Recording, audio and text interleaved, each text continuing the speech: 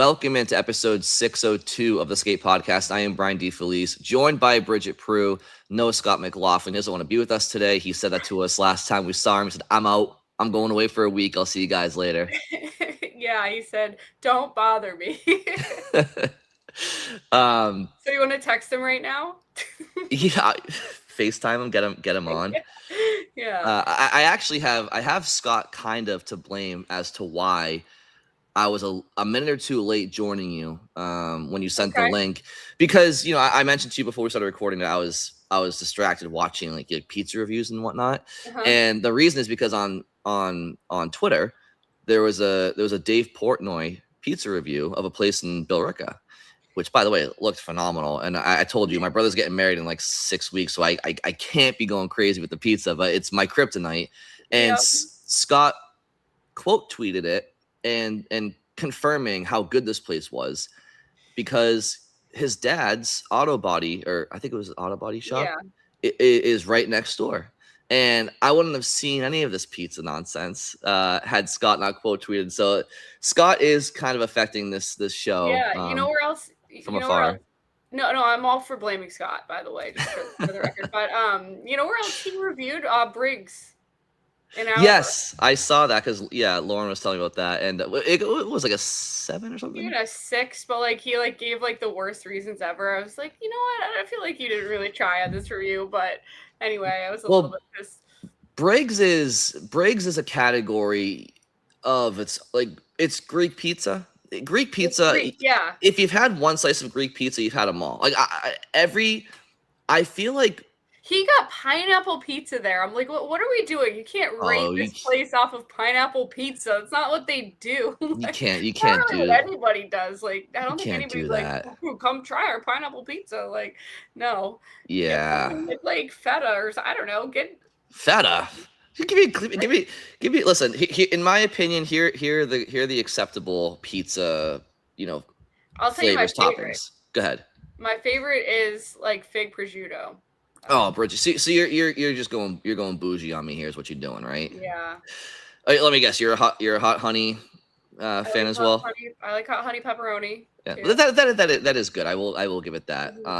I think you can't go wrong with the classic cheese. Can't go wrong with pepperoni. Can't go wrong with like a sausage, pepper, and onion, or like a meat lovers. Can't go wrong. I love a nice chicken broccoli Alfredo. Maybe a nice meatball ricotta. I don't know. Listen, we're getting off topic here. You're just hungry. I'm fucking starving. But when it comes to Greek pizza, if you've had one slice, you've had them all. I feel like 85% of House of Pizzas out there, they're all Greek pizza. A lot of hockey rinks are Greek pizza. I like Greek pizza, but they all taste the same, and that's what Briggs is. Anyway, what do we talk? Bruins, Boston pizza Bruins. Reviews. What? Pizza reviews. Yeah, pizza. So thank you, Scott. That's Scott's segment. Scott's opening shift. See you, Scott. Back to you and I. Bridget, what's your opening shift today? So it was funny. I was thinking this morning, so I've been working so much with the Woo Sox, and like Roman Anthony's down there, Trevor Story's down there.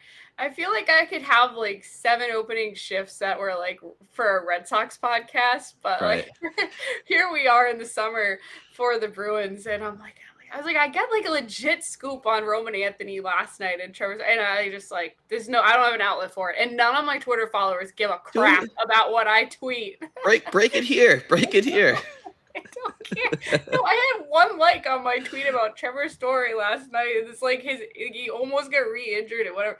I think none of my Twitter followers give a fuck about baseball. Yeah. I don't have that audience. I'm just like, well, I had this story, but nobody cares about it. So we'll leave it. I report it. I had somebody. I forget what I tweeted about, but I tweeted about something like a year and a half ago. It was something non-Bruins related. It was maybe it had to do with like a show or a movie that was whatever. And it was totally fun and innocent. But somebody responded. He was like, hey man, he's like, I only have you on my, what's it called on Twitter if like you have somebody who's like when they tweet you're notified that they do notifications, yeah. But if you tweet and I get a notification that you tweeted, what did I do to make that happen? Like I like, it's not a bookmark, it's like a favorite, or I don't know. There's a feature on Twitter, apparently you can like go to an account and press something, and then if that account tweets, then you get notified. You know what I mean? Anyway, Mhm. so apparently that person did it for my tweets. He's like, hey man, he's like, I only put you on notifications for Bruin content. I was like, yep. Yeah. You're not allowed to tweet about anything else. Put my blank back into my lane. But Yeah. it's funny because I'm not a social media person. Anybody in my life who knows me knows that. Like in my personal life, I don't do social media. The only reason I'm on social media For is work. for Bruins and NHL coverage and content and updates. And my only commentary on Twitter is Bruins or NHL related for like 99% of my stuff. So So you don't like my Red Sox tweets either? no, I unfollowed you after that. Yeah, who unfollowed me after I just started posting Red Sox related stuff? Yeah. No, I have to have a summer job. People don't understand that. Yeah. But I'll be there again today. But anyway, I'm gonna skip the Red Sox opening shifts and I'll go into my Bruins opening shift, which is that the national schedule came out yesterday for all the teams in the NHL, and the Bruins actually have tied for the most games that'll be on national TV this year. They have 20 games this season that are going to be on national TV. The only other team with 20 is the Penguins. So Winnipeg just has one. But anyway, and I'm guessing that actually doesn't include like the Canadian national TV stuff. So maybe they're on that more. Vancouver has 0. Maybe they'll have like this includes TNT, ESPN, ABC, or ESPN Plus. So like it doesn't include like Sportsnet and stuff. So some of those teams will be more heavily in the Canadian, national broadcasts. Columbus though, they only have 2. Nashville only has 3. Like those are American teams that have the fewest. Most of the other ones that have low numbers are the Canadian teams, but either way. What about Carolina? Let's see. Carolina has 12. Okay, pretty decent for them. I mean, like you can make the argument. How do the Cup champs not have the most? I mean, it's a non-traditional market. Yeah. I think 12 is an indication that they were the Cup champs because I think ordinarily Carolina would probably have like a couple. They probably have like I don't know 7 or 8 maybe. Maybe yeah. But anyway, the way it shakes out, like some of these Canadian teams don't have any national games in the U.S. Ottawa doesn't, Calgary doesn't, Vancouver doesn't. But anyway, to keep it to the American teams because that's what we're talking about. That's the schedule that we saw come out. The Bruins are gonna have 20 games, and they actually have a game against Carolina. Let's see. So the very first game of the season at New York Rangers is going to be on ESPN, so that'll be nationally televised. Trying to see. They have a game against the Sabres January 5th, which is going to be on national TV. I'm just skipping through a few that are like notable. February 10th, Toronto Maple Leafs on TNT. They have a few against Pittsburgh, another Buffalo one towards the end of the season, April 7th, and then they finish out the season April 10th against Tampa Bay on ABC. So there's a lot. I believe this is more than last year. So especially because going into last year, not a lot of people had them as a team that was up and coming because the sell-off that they did the season before had some negative feeling around the team. And now that they made the playoffs and we've seen kind of what they are, there hasn't been a lot of changeover from year to year, from last year to this year, comparatively, right, to the year before. But so, I mean, do you give any credence to what national TV thinks is going to be entertaining hockey? Like, do you think that they picked the Bruins for that many games because it's just the market? Like, we have a good sports market here, a good hockey market here, or do you read anything into it that they think the Bruins are going to be, a competitive team and something people want to watch outside of just Boston? Yeah, no, I definitely think it's more market related. I think the Bruins are the oldest American team in the league. They have that history. They have the passionate fan base, which a lot of teams do, especially the older teams. But Bridget, how many did Chicago have? I'm just curious. It's 17, I believe. Chicago had 17, huh? Yeah, 17, Detroit 17, Okay. Rangers 18, Philly So 19. okay, yeah. So I mean, you're sensing a trend with the American original six franchises, right? And obviously Pittsburgh had 20. They're not an original six, but they've been around for a long time. I think ultimately, do I think the league thinks the Bruins will be competitive? Yes. I also think they have a couple of marketable stars, obviously, namely Pastrnak, but Swayman too, McAvoy, and they have some young And kids. maybe Hagen's if if he's Exactly, playing well. exactly. But other teams have that type of appeal as well. I do think it though it's first and foremost it's a market thing. And then how much of an impact does the extra two games play, right? I mean, probably a marginal one. Right, there's more national games around the league because you have what 64 more games this year, something like that. And I don't think Nesson has put out their schedule yet, but I mean if I was a play-by-play broadcaster for Nesson for the Bruins, I wouldn't like this number. This would be way too high Sure, because yeah, I would want to be doing more games. But I know sometimes Nesson does carry a game and so does TNT or so does it. yeah, So sometimes you can choose between, and I tend to listen to the local broadcast, the Nesson broadcast more so because a lot of the national stuff, it's like such broad storylines that if you're in Boston, you're like, oh, that's so like a month ago. yes, It's like an old thing. Like I understand not everybody knows from San Jose or whatever, yeah. but like for us, we're on the day to day, so we're way past the knowledge that's getting put out there. But so I also work for Nesson, so I stick with the local stuff. So hopefully, even though there's 20 national games, maybe we still get some local coverage during some of those, and Mm. it gives people a choice which feed they want to watch. So yeah, I just figured 20 stuck out as a big number, and then I believe the Nesson schedule will come out shortly after because this had to come out first for them to assign everybody and um, figure out what ones they can and can't do. So that should come out soon. But yeah, 20, that's a lot. It is a lot, and I think you represent a lot of Bruins fans when talking about rathering uh, local broadcasts, and myself included. Like I long gone are the days of Gary Thorne and Doc Emmerich, right? Like those guys were incredible. I could listen to those guys call a game, um, you know, 82 times a year, and now 84.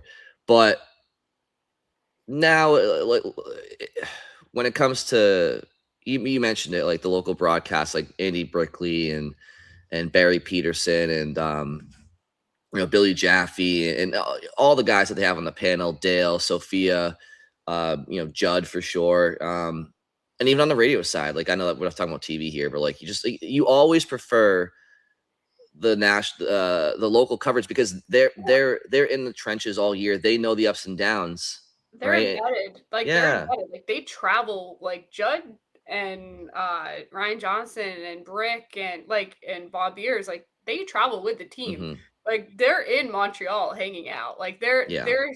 and what people might not know is on the road, the players and the coaches are much more like relaxed in their media availability, or not even in the availability. Like you're just bumping into them in the hallway, they'll just talk to you because like it's just different on the road for whatever reason. So I mean, you get to actually know people on the road sometimes. Yeah. Like you're crossing paths and talking about food or just like this stuff. It's not conversations about the game necessarily, it's actually getting to know people. And so like they have a lot of insight that only happens when you're traveling with the team, you're following it every day. You know the last thing that every player has said and coach has said.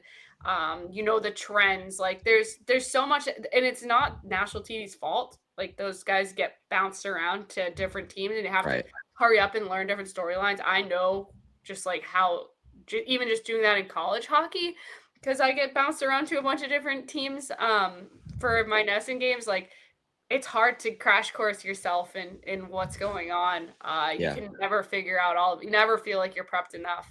Um, So they have that advantage of just like being there, like physically being Exactly. Yeah. there and physically like understanding the pulse around the city, what people care about, what guys have said. So Yeah. Like nowadays you'll have like and I kind of blank on a lot of the national names, but just for an example, like you'll have Buchagras in the booth, and Brian Boucher down at ice level. Like they'll be in Dallas doing a Stars Blues game on a Tuesday, and then they'll be in Boston on a Wednesday doing Bruins Flyers. So it's like, to your point, like it's not really anybody's one fault. It's just the no. dynamics. It's a different job, right? So but as the fan experience, when you're watching a team intimately throughout the year, and then the national broadcast comes in, and to your point, like it's nobody's fault, but they're just not as, the coverage isn't as in depth as the local. So it is what it is. That's Listen, not even what this is supposed to be about, but it is a side conversation. well, It kills me the college, like the NCAA tournament, when like they'll absolutely butcher facts about like BU or like yeah, some of the teams I've covered the whole year. And I'm just like, what are we yeah, talking about? yeah, But yeah, that it's a frustration for yeah. everybody, I think. But listen, the number of games, it does reflect the Bruins' relevancy in the NHL. Listen, if the Bruins were a lottery team in the last 4 years, do I think they'd have 20 games? To your point, no. I think maybe, but it would still be probably like maybe 15, right? Like they would still give them a fair share because of the market.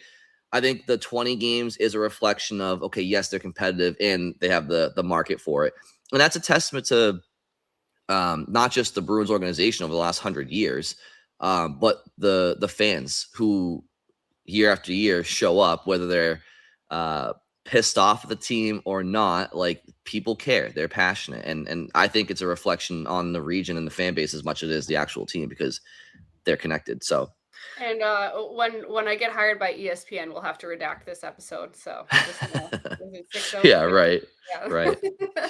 Um, okay, so my opening shift, Bridget, before we get to a mailbag for the rest of the episode, is I have this growing feeling that the Bruins aren't done with the transactions before opening night. I do expect at least another trade. I have my suspicions. I don't know exactly who it will be or when, but I do think the Bruins are trying to make another trade. And there's definitely some situations around the organization that remain kind of unresolved, like a Pavel Zacha extension.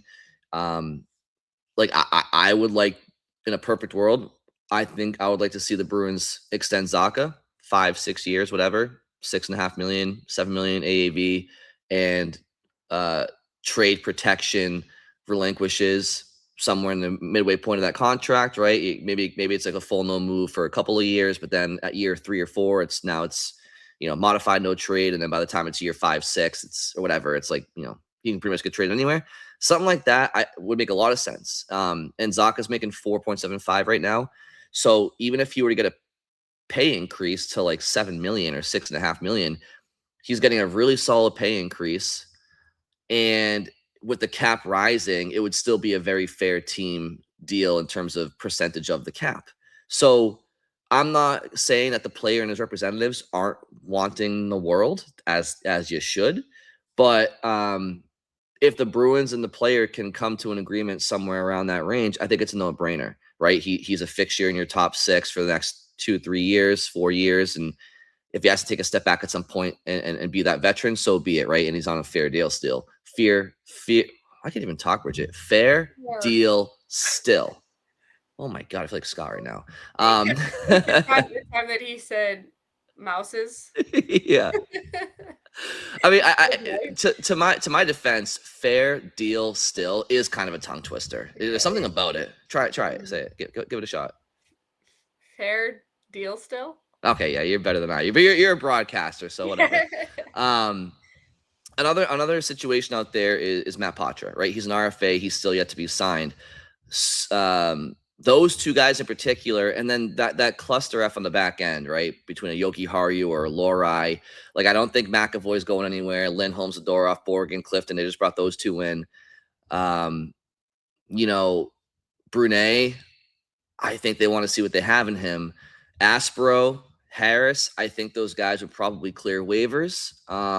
So it's like I look at Yoki Haru and I look at Lorai, and I don't know. Something's got to give there, I feel like. And Yeah. it just kind of makes me feel like something's going to happen. Somebody's going to have to get traded.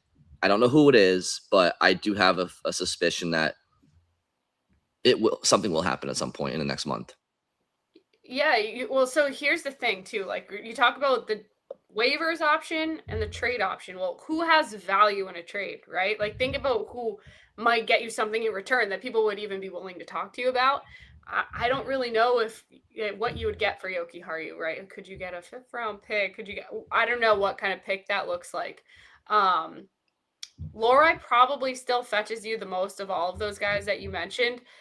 Maybe you get a 2nd or 3rd-round pick for him, and if it's time, if management have decided it's time to move on from him and his development, and give him another place to go. Like, here's the thing though, I feel like during this off season, I just keep hearing people talk about, oh, Mason Lorai is like the odd man out.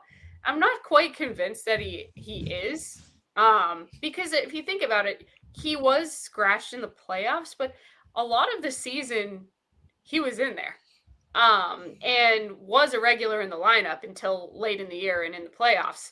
And yes, like that does tell you can read into that, sure.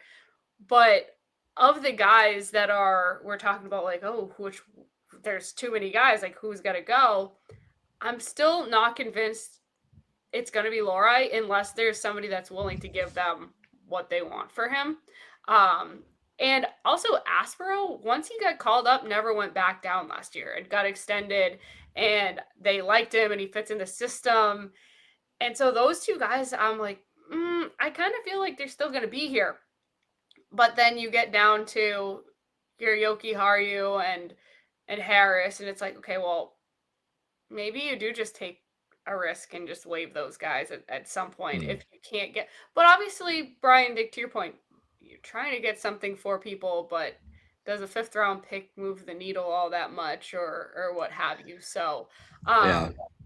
but the Poitras one is interesting because if we're talking about like add the forwards into this, like Lorai and Poitras are still the prospects that of this list that are the most like valuable to other teams potentially, and it does seem like Poitras has been a name that they floated out there. I had felt like at the trade deadline last year, Sweeney had made a comment pre-trade deadline in his press conference that he's NHL ready, guys. Like you just saw him play in the outdoor game, and he did well, and like he's ready. And it almost felt like they were putting him on a platter. Like, do you want this? Like, Yeah. this is a fancy shiny object. Do you want it? And it didn't happen, obviously. And then maybe during the off season, there'd been conversations as well, and he still isn't signed.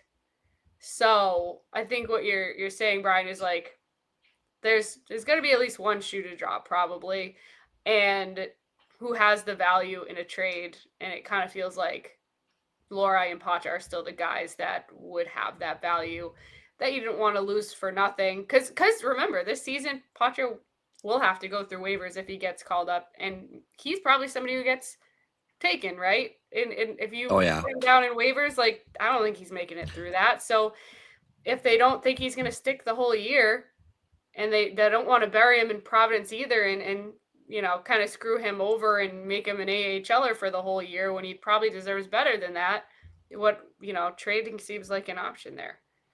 Yeah, it does. And I'm just curious, like we all know if we're talking Zaka, we're talking Minton, Hagens, Elias Lindholm, Dean Letourneau in time. He where does Matt Poitras fit in the top 9 at center? There's a lot of players to potentially surpass. And okay, so you say maybe 4th line, and I would have Poitras on the 4th line at center right now, and I would have Sean Corrali in and out of the lineup as that that extra forward and good presence in the room. I am skeptical that the Bruins are even willing to do that. I think the Bruins look at their 4th line and say, we like our 4th line. Like we want it to be that. And is that effectively choosing Corrali over Poitras? Yeah, kind of is. And that's kind of why I don't agree with it. But it's it's an interesting situation because it's not as simple as keeping guys or losing guys, right? There's a game within the game. There's how do you lose them? Who is too good to even put on waivers because to lose them because they'd be claimed and losing them for nothing is idiotic. Which players are more valuable to the Bruins, but maybe not around the league, right? Like, i.e., somebody that you could put on waivers and the league might not take them and you wouldn't trade them because their value might not be that great around the league, but it is to the Bruins. Like, let's look at the back end, for example, right? Charlie McAvoy, Nikita Zadorov, Hampus Lindholm, Will Borgen. Those four, they're not going anywhere. You brought in Connor Clifton for a reason. I don't think they're waiving him. So that's 5 defensemen. And now you have Mason Lohrei, right? To your point earlier, you're not going to put Mason Lohrei on waivers because he would go and you would lose an asset that could get you something for nothing. So with Lohrei, it's either you keep him or you trade him. And if you keep him on the final year of his deal and he's not a regular, you're plummeting his value and he's not helping you on the ice because he's in the ninth floor, right? Yeah, and I think he would become a free agent at the end of the season and could just leave you for a better situation. Right. And obviously you get nothing in that. Right. Henry Jokiharju, okay? Jokiharju is the one to me that I circle and I say to myself, could you try to trade him for something? Sure. Give it your best efforts. If you can get a mid-round to late-round draft pick for him and cap alleviation, go for it. But if you can't, he's a guy I circle because I wouldn't mind putting him on waivers and losing him for nothing. You know what I mean? Like, to me, if you put Jokiharju on waivers and lose him for nothing, but you no longer have his cap, that you have to deal with, is that all that different than trading him for a 6th round pick or a 5th round pick? Yeah. Like, not really. So Jokiharju is the one to me where it's like, if you can't trade him, waive him, and I'm fine losing him. Or if he clears, have fun in Providence, buddy. Sorry. Yeah, and he's somebody who also found himself on the outside looking in during the playoffs, right? So yep. Freddie Brunet is an interesting one, Bridget. I think that he is somebody you don't want to. If there's a 10% chance you lose him on waivers, you don't do it because he's somebody that you drafted. He's done everything that you've asked him to do. Why not see what he can do for you? Like, isn't that the point of drafting and developing when it goes well? So I'm not saying Freddie Brunet would be claimed off waivers, but I think it could be like 40% chance he gets claimed. And it's like, that's too high for me. So are you going to trade him? I mean, maybe, but I think he's a guy that you don't put on waivers because I think you'd risk losing him, and I don't think that's worth it. But Jonathan, because I do think teams around the league might recognize that Brunet could be something. Aspero, I think teams definitely are getting to know him a little bit, but if you waived Aspero, I think chances are he probably clears. Same with Jordan Harris. So, and their trade value is nothing, so it's not really like you'd be getting much for them via trade. So it's every story is different with these players, but here's what I think too. I think maybe they start Brunet in the AHL again, and injuries happen, and then that's when you see him, and then you have to make the tough decision somewhere later down the line. But he'd have to clear waivers to get there in the first place. Or you send someone else, or you trade someone else at that point. But like, it buys a little bit of time to make that decision if you're like, he's starting in Providence, and like, I guess regardless of whatever preseason he has in this situation, and there's always an injury, tell him like, yes, you're the first guy up, whatever, and maybe it's a long-term injury and he stays the rest of the season. Maybe it's just a month, and then you got to decide after that point what you want to do. And maybe at that point in time, the decision is easy. You kind of already have an idea. So that's kind of how I feel it's going to go back there, and which would mean like Harris starts in Providence, Brunet starts in Providence. You trade one of Lohrei or Jokiharju, or just risk waivers. And then the other guys that you mentioned are the guys that are solidly in there. I really don't think I think they like Aspero. Like, I think They they're do. high on Aspero. So I don't see him being the odd man out in this situation. Maybe I'm wrong. I know they like him. I love Aspero. You know that as well. But like you have to truly think about which one of these guys would have a better would get claimed. Like you mentioned Brunet starting in Providence. If they could just send him there and he's the first guy up, that's great. But the problem is you would Beginning of be the season, yeah. you'd be subjecting him to waivers, and if he got claimed to keep Yoki Haru and Connor Clifton, I would lose my mind. And that risk does exist, Bridget. Even if it's 50-50 that he clears and doesn't clear, that's too high for me. And why? For Clifton, for Yoki Haru? I'm gonna quote Scott here because he's not here, but Scott always says that according to like if you ask managers, GMs, a lot of the guys that go down that first week, like go under the radar. Like a lot more guys clear than you would think because every team is trying to make that roster decision for themselves. They're already like playing the numbers games with who they already have. And they're already making those tough decisions. They're not like a lot of teams don't have that spot open because they're in the same position the Bruins are. Like we have too many people and not enough spots. It's like that's where everyone is at that point in the season. Yeah. No, you're right. And that's why maybe he would clear, right? And if he did, In the beginning, yeah. then I would take a huge sigh of relief and say bullet dodged. But if he didn't, and you lose Freddie Brunet, who could be like a really solid third pair, second pair guy for you in time, power play guy on the second PP, maybe it's like, and you lost him to what? Keep Henry freaking Yoki Haru and Connor Clifton on a second tour in Boston, who's going to be gone in 2 years. Like it's. I would be so infuriated if because all it takes is one team around the league to catch it and be like, yeah, we'll take them. Yeah.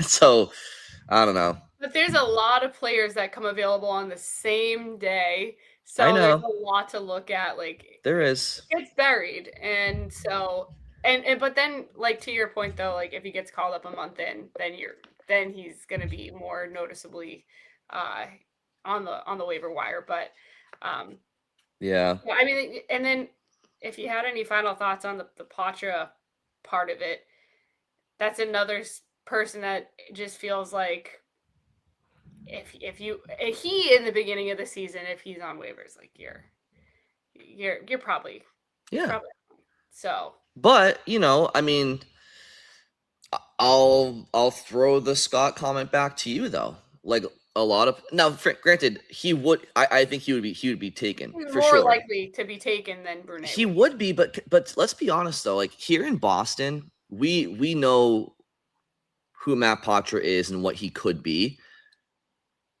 I'd be willing to bet that there are more fan bases than not around the league that have no idea who Matt Poitras is. Now I know it's not fan bases who make these waiver claims. It's GMs. I'm just saying, like, Matt Poitras, when you really boil it down, who is he to this point? He's a second round draft pick from 4 years ago who's played 67, 68 games in the NHL over 3 years. He's not exactly the sexiest, like, guy out there. I love Poitras. I want him on the Bruins. But you understand what I'm saying? Like, if we're talking about guys that fly under the radar, it's not like the entire NHL would be like, "Oh my God, Matt Poitras available." But you would lose them. You would lose them. But I'm just saying, like, with Frederic Brunet, we don't like maybe teams around the league don't view Freddie Brunet as a defenseman prospect as much different than Matt Poitras as a forward prospect. Like, they're not that. When you look at their NHL accolades, the only difference is Matt Poitras has about 62 more NHL games to his name, which isn't nothing, but it's not crazy. Yeah, I mean, talk about storylines though. If both those guys don't make the team, they have to go through waivers to get to the AHL to start the season. What's the bigger storyline? Like, it's oh no, like Matt Poitras is not on the team again, and there's a lot of people too. We're gonna get to our mailbag, but like we've always had a lot of questions from Bruins fans regarding Matt Poitras. Why is he not here? Like, it seems like the fan base is certainly on his side and wants him to get that chance, and he just hasn't yet. And I don't know what this contract dragging out really means, but it's not done. And maybe they trade his rights to somebody else for them to negotiate a contract, whatever that team wants, right? Like, maybe there's some sort of stall there, because you can trade a guy's rights when they're an RFA, and they kind of are just stuck having to make a deal with that team. So Yeah. I don't know.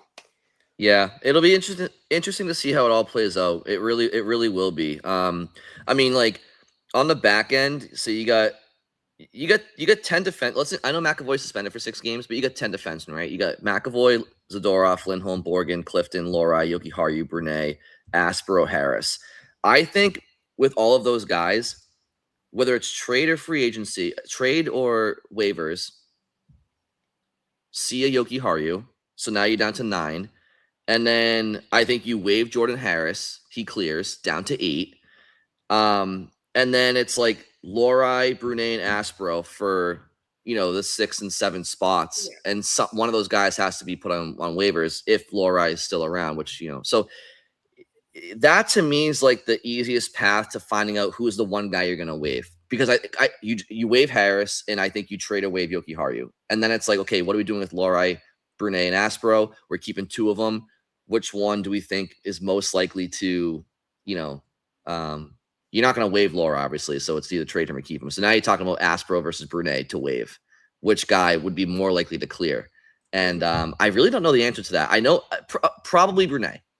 If I had to put a name on it, maybe it's Brunet would be more likely to clear, because Aspero did kind of put himself on the map last year on the league. Yeah. So if I'm being fair, it's probably Brunet, but I would not be comfortable with him on the waiver wire for those couple of days. Yeah, I'd be like the unproven, more offensive-minded guy, or the steady, you know what you're getting. Yeah. Throw. So, I have a question for you. Like, would you rather and I know Clifton's more experienced, but if we're talking like long term, they're not going to do it because they just brought him in. I know this, but like, would you rather risk losing Brunet or Aspero on waivers, or Clifton? Like long term, well, you know what I mean? They just wouldn't have brought him in though. I know, but this is why it's like, this is why, and you're 1,000% right. But this is why sometimes they make these depth additions, and it's like, why? You have these guys in the wings. I can tell you why. They're worried about injury. Like, injuries. But they got 10 guys. And then the next man up. Like, that's the thing, is like, the team's not gonna be healthy the whole year. So yeah, 10 is still too many. They got 10 guys though. They got 5 D pairs right now. Like 8 gives them, you got a guy you're carrying on the roster that can come in and be serviceable, and you don't have to worry about them. And then you got one guy down in the AHL that, if you really need, can also come up and do something for you. And it all comes back down to worrying about injury and just like taking a calculated risk of who would be, who'd be able to go up and down without you losing them. So, and maybe GMs aren't quite as worried about that as we're making it seem. I don't know. I just find it interesting. To me, you draft Freddie Brunet because you see his upside. You develop him. He's done everything you asked him to do. And this offseason, twice, Don Sweeney has mentioned him, that he's ready to get a shot. And Trent Whitfield said it in his press conference. So that's 3 mentions by Bruins brass. And so there's your depth right there to kind of get, and you're gonna potentially risk losing him on waivers to bring back a 32-year-old Connor Clifton for his second time. It's like because the reality is you can bring these guys in because you're afraid of injuries, but to the conversation we've been having for the last 15 minutes, like, you're gonna have to expose somebody. And it's like, so if you ended up losing Freddie Brunet to waivers if he didn't clear, because you had to bring in Connor Clifton at 32 years old, and he's a at max 6 defensemen in this league. It just, to me, it's like it's just why expose yourself to that potential loss when you don't need to right now. And it all boils down to this conversation is essentially an identity conversation. Because the identity of a Clifton, gonna come close to leading the team in hits, and he's gonna be more of a pest, and they're trying to be hard to play against. And is Clifton harder to play against than Frederic Brunet in the corners? Probably. And then is Corrali harder to play against on the boards than Poitras? Yeah. It's like we're talking about the identity that they're choosing rather than the prospects that they developed that have futures in the NHL, but maybe they have a future with a team that's identity is not trying to be, wear you down kind of hockey and maybe more of the run and gun hockey of maybe a Western Conference team or a team that plays a little bit different style. And it really does boil down to an identity conversation. Or it does, Bridget, and to that point, maybe we're misidentifying the identity that they're looking for. Maybe to your point, they like Clifton in the corners more than Brunet, but maybe they like Brunet in the corners more than Lohrei and more than Jokiharju. And maybe the Bruins are talking behind closed doors right now, and they're talking about their defensemen being McAvoy, Zadorov, Lindholm, Borgen. That's 4. Clifton's 5. Brunet is 6. Aspero's 7. Those are their 7 guys. And then they're saying to themselves, Harris will clear. He'll go down to Providence, and we're gonna waiver trade Jokiharju, and we have a trade lined up for Lohrei. Like maybe Lohrai's the guy. And I know he improved last year. He went from like a minus 43 to like a plus 17. I know he improved, but maybe he's the guy that they've seen enough of at this point. We don't really. The floor was quite low. The bar was low. It'll be interesting, Bridget. I'm looking forward to the next 3-4 weeks here. Those 7 guys that you named, if out of camp as making it, like if that was what the end result was of camp, I think that would please people. I think that would satisfy different factions of like, all right, you still have some guys that are pretty steady back there, and then you're giving the young guy a shot, and you kind of have a good mix of all of the worlds in that scenario. I agree. And so I feel like that would be like the most pleasing option for the fan base. That's like what the fan base would be most happy with. And there's a lot of logic to those 7, right? So I think that would make people happy if that's what happened. But and then we also haven't talked about, like, on this podcast, at least we've talked about it a little bit other times in the summer, but like we haven't even mentioned Asemont really. Like Reichel, like these are guys that probably clear waivers without an issue. I think so, yeah. And Steves, right? So those are other guys that are fighting for a spot with Poitras, and it just I really hate that it kind of seems like the writing's on the wall there a little bit, and I wish there was a way for them to find him a spot. And maybe it does come down to training camp if they get him signed. Obviously, you can't go to training camp without a contract. And he proves it or he doesn't. But I do feel bad for him. We've said it before. Like, nice kid, good guy, works hard, has been really trying his best to get back into the NHL. And the injury set him back. You hate to see like a guy have injury be part of the reason why he's not up in the NHL. So it just feels like it. I'm less and less optimistic that he ends up on the Bruins this season. Yeah, I'm feeling that same way, Bridget. And, as we talk about this roster, in the regular season, you get 23 roster spots. 2 are going to go to goalies. So you're talking about 21 skater spots. And the way I kind of break that down is 7 defensemen and 14 forwards. So for this conversation, let's just say they move on from Poitras, right? Now you got 15 forwards. Then I think you waive Reichel. He clears. I think you trade or waive Asemont. Now you're down to 13 forwards. Actually, you wouldn't even need to. Honestly, you wouldn't even need to. if Poitras not around, then your 14 forwards would be Pastrnak, Zacha, Peterka, Geeky, Minton, Middlestat, Higgins, Husnadinov, Lindholm, Jeannot, Kastelik, Corrales 12, and then you're probably talking Steves 13 and Reichel 14. I mean, I guess you could make the argument that they play Reichel in all situations in Providence, but would they have Steves? Would they have Asimont as the 14th forward or Reichel?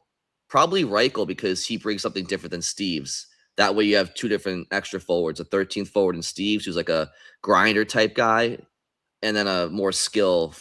I don't know. That's if Poitra's gone. If Poitra's still in the fold, somebody else would have to be waived, and that's probably, it's probably in that situation, your 14 forward, the top 12 I mentioned, and then your 13th forward is probably Steves, your 14th is Poitras, and then you waive Asimont and Reichel. And you probably flip-flop Corrali and Poitras throughout the year. I don't know. Yeah. I have no idea, Bridget. This team's got me. They got my mind in an onions pretzel, for Christ's sakes. This is every offseason, though, because, was it 2 years ago? Was it last year? I think it was 2 years ago. It was all about Fabian Lysell. Every podcast was just stressing about how the hell are they going to get Fabian Lysell in?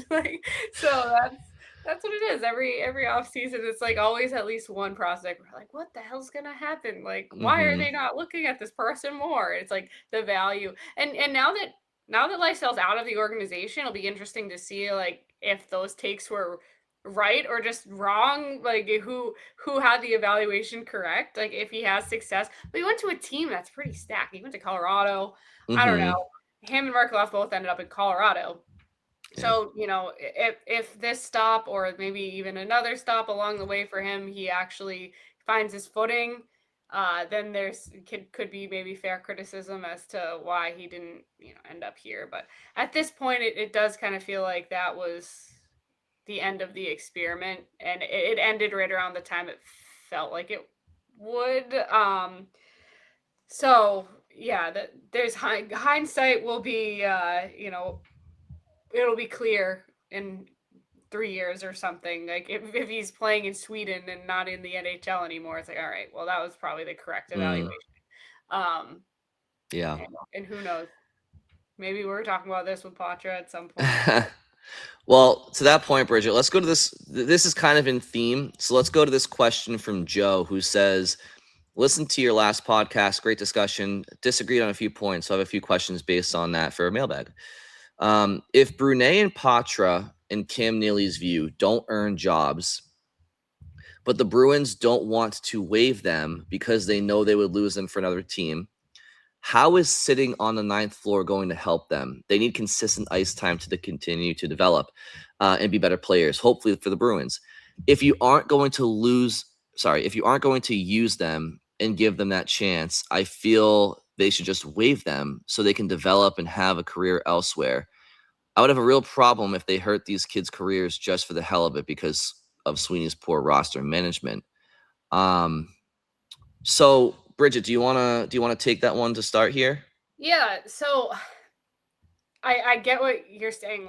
It's better for the player maybe to just let them spread their wings and fly somewhere else. But I just don't think that's how management looks at it. Especially because if they do want to let them go elsewhere, they're going to want to get something back for them. So probably not the waiving option, but, especially if you really think that they're going to go on waivers, that means that there's a taker somewhere for something, right? Some sort of asset back. Good point. But to go back up to a sitting on the ninth floor part of this, that's the thing about if you start Poitras on the ninth floor and there's an injury right away, then he's not on the ninth floor anymore. The conversation comes down to depth, right? Wanting to have depth in case of an insurance policy in case of injury, or in case one of those guys starts not really producing and you're like, you know what, I'm going to give him a shot. He would be there. I would prefer that to the other options, the ninth floor over the other options. And unless you're talking about him just straight up making the top four lines, right? Being a regular, the next best option in my mind, would be, yeah, have him on the 9th floor. Somebody's underperforming, somebody's injured. Like, say for some reason Elias Lindholm has an injury setback. Like, okay, great. Poitras has a clear spot to come into at that point. And injuries do happen and will happen. If they go through the whole season without a single forward injury, that would be extremely shocking. So there are moments of consistent playing time that would be available to somebody who starts out as an extra forward on the 9th floor. And it's not like the guy on the 9th floor spends the whole season there. They get worked in and out depending on their performance and other guys' performance and other injuries and versus their health, right? So I don't see that as bad of an option as what I think Joe is saying, but just because there's so many things that could happen in the course of a season that changes who's in that 9th floor position. Yeah, I couldn't answer that better myself, Bridget. I mean, you nailed it, especially with the part about if they were to get claimed off waivers. If somebody's good enough to get claimed off waivers, chances are they do have trade value, right? Like that's kind of the unspoken thing that we haven't really said. So if you do feel like you want to give them a chance elsewhere to spread their wings, to your point, then just then do it via trade. Try to get something for the team going forward as well at the same time.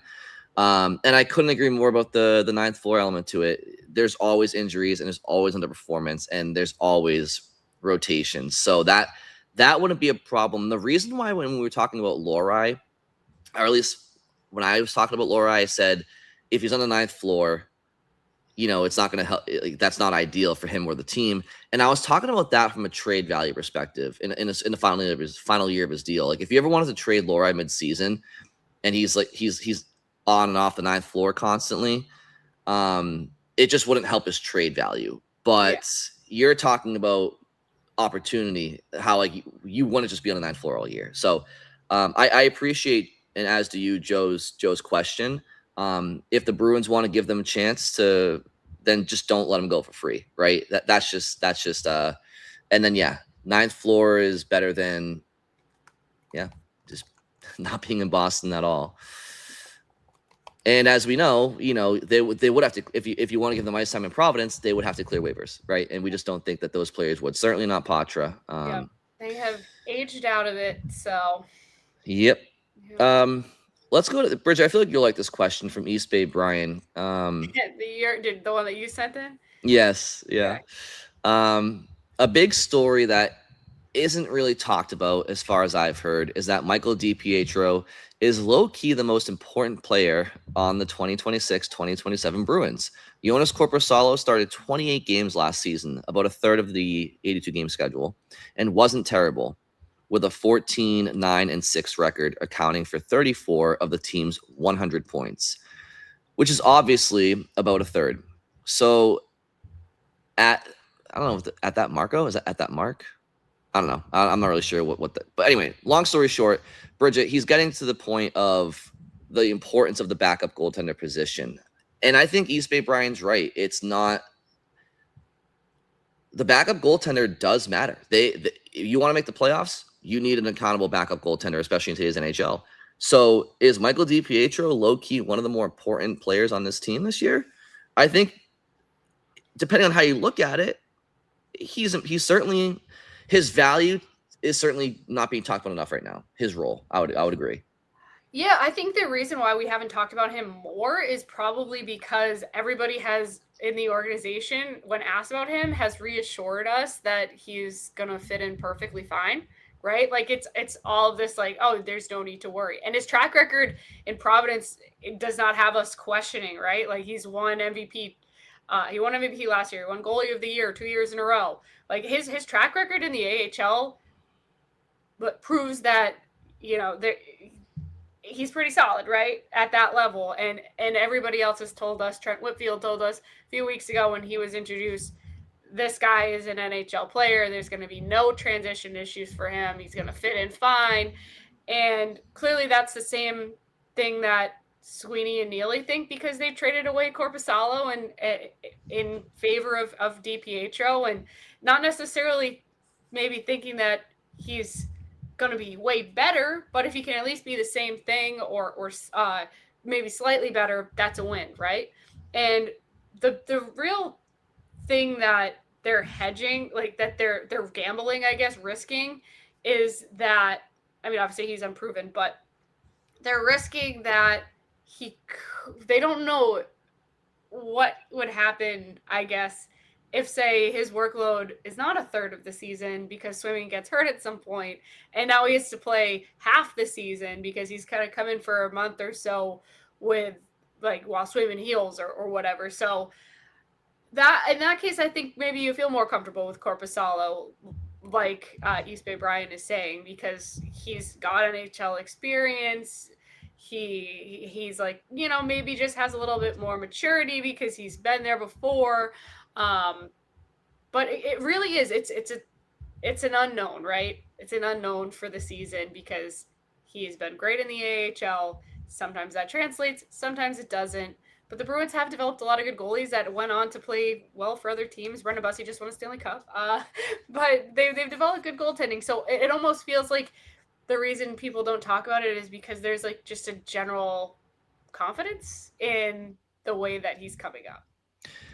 Now, the second part of his question is, can we think of anybody else who's low-key a very important player for the Bruins this year? And I'll just go first to give you a second to think about it. But there's definitely there's plenty of candidates, no shortage of, especially when you're coming off of a year where it feels like the team kind of outperformed their under the hood analytics, and maybe a lot of players kind of had, career years and whatnot. But for me, it's Hampus Lindholm. I'm going to go to the back end. I think there's, like I said, a lot of candidates, but I can't shake this feeling that I need to see that he's not a player that's just going to regress the older he gets with injuries and whatnot. He has not been the player that the Bruins acquired his first couple of seasons in Boston. And I'm not saying it's entirely his fault. There's been some bad injury luck. He was out for most of the 24-25 season with the knee injury. And then last year, in a season where he had to shake off the rust from missing nearly a full year before, he ended up fracturing his foot. I think, Bridget, it was sometime in maybe December we found out after the season, and he was playing through that. This Bruins blue line, we used to think of it about 3 or 4 years ago as a blue line that had like a 1A and a 1B in McAvoy and Lindholm. And I don't think that that's an accurate way to describe them right now. I think you have a 1 in McAvoy, and I think you have a 2 in Lindholm, kind of by default. The Bruins need Hampus Lindholm to get back to the player that he was for them the first couple of years. Otherwise, and I don't know if that might not be the case. So I want to see him get back to where he was now that he's a little bit further removed from the injury to the knee, and hopefully his foot's all healed up. And I'm not saying once October starts, or I guess now September, but for the majority of this coming season, I need to see him take steps forward to who he was before the injuries. Fair to say? Yeah, definitely. He hopefully heals, right? So, and he's had more time to heal from the knee injury. I think Scott has made this point before that normally it's the second year after the knee surgery that guys kind of look more like themselves, fully back to themselves, rather than the first year after. But I took some time to think about it while you're talking, and my mind just keeps going back to guys that weren't here last year. Like, I feel like Peterka, maybe a low key, has to be really good, has to raise his level from last year. He has to be better, and it's not going to be super difficult to be better when you're with Pasternak, right? If he starts out there, which Sturm during the Jimmy Fund kind of alluded to, wanting to have Peterka and Pasternak together to start. So it's not unrealistic that he could be better this year than last year with that kind of a line mate. And I would say Zacha, but I think he's not low key, right? It's like kind of obvious that he would have to. Zacha and Pasta, it's obvious they have to play well for the Bruins to be doing good. But Peterka could lift the scoring of that top 6, and he also is going to have to replace some of the scoring from Arvidsson, who left. So he is going to have to, he's another variable that we don't really know how it's going to work out because we've not seen him what the chemistry looks like yet there. So he may be a low-key, really important guy this season. Mm-hmm.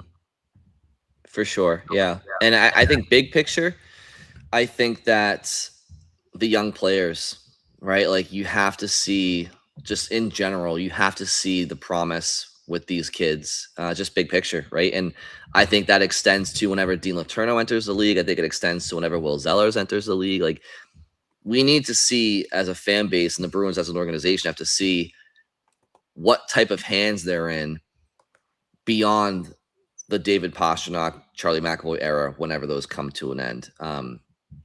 So with that said, Bridget, I think we're probably good to wrap up today. We'll reserve some of these questions for when Scott returns next week. Any final thoughts from you before we sign out here?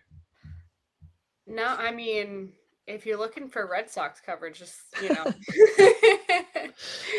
no, I think we're on NESN today, the Woo Sox, and I believe that we'll probably be without Roman Anthony and Trevor Story, but okay, I guess tune in to find out. I think they'll be. And I'm going to close with the Red Sox thought. I think they're getting reevaluated in Boston today, and my guess is they join them for the Yankee series this weekend. So I guess that's good news for Red Sox fans. Roman Anthony is going to be back and healthy. So there we go. Good. Hey, that's my final ship. This is my final ship. Yeah, here's my extra attacker shift as well. I was recently watching on YouTube. I don't know if you've ever seen this, Bridget, but it was kind of a throwback for me to see it. I've been getting into the Sox, obviously, with their success lately, and I was a huge baseball fan growing up. Always a huge Red Sox fan. I would have butterflies, coming home from school in like April when like the season would start. I'd sit my ass down, watch. I would literally watch nearly every game, like start to finish, when I was a kid. Yeah. As an adult, you start to realize how many games 182 is for a season. And they've been Jekyll and Hyde for about, But anyway, with the fall around the corner, I've been getting how well they're playing. I'm getting excited for the playoffs and such. And there was a movie back in the day. It was called Still We Believe, the Boston Red Sox story. And I don't know if you ever watched that? No. Okay, it's on YouTube, and basically it's like a documentary, but it's very unique. It follows around about maybe 6 to 7 Red Sox fans in their daily lives, and it follows them throughout the course of an entire season. But it also has clubhouse access to the team. So it's, one scene will be in the locker room with the players, and then the next scene is, a Red Sox fan on his recliner in Waltham watching the game. Like it's really cool.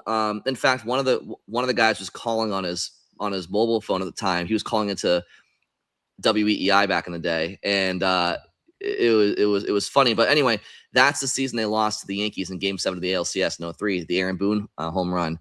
And it's just so interesting because the movie ends and it's like tales old as time, just heartbreak for Red Sox Nation. And it's just so funny to watch it because little did it ends. Everybody's like, this is what they always do. They always break your heart. And knowing how the following year unfolded, it's like, it's crazy. And then they had another movie the following year called Faith Rewarded, which is obviously a classic too. So it's you're not the only one with baseball fever right now.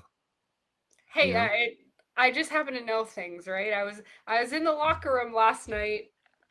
He didn't pack his bags, but maybe someone's driving them to him today. I don't know. We'll see. We shall see. Alrighty. That'll do it for this episode of Baseball Isn't Boring, or Play Tessie, whatever they're called. Thank you all very much for listening. Have a great weekend, and we'll talk to you next week. Hey guys, thanks for watching the Skate Podcast. If you want to see more of our videos, visit our playlist. Not in front of a screen? You can listen to us on Spotify, Apple Podcasts, or wherever you get your podcasts. Don't forget to follow us on social media. And if you enjoyed this video, please don't forget to give us a thumbs up, subscribe to our channel, and leave a comment.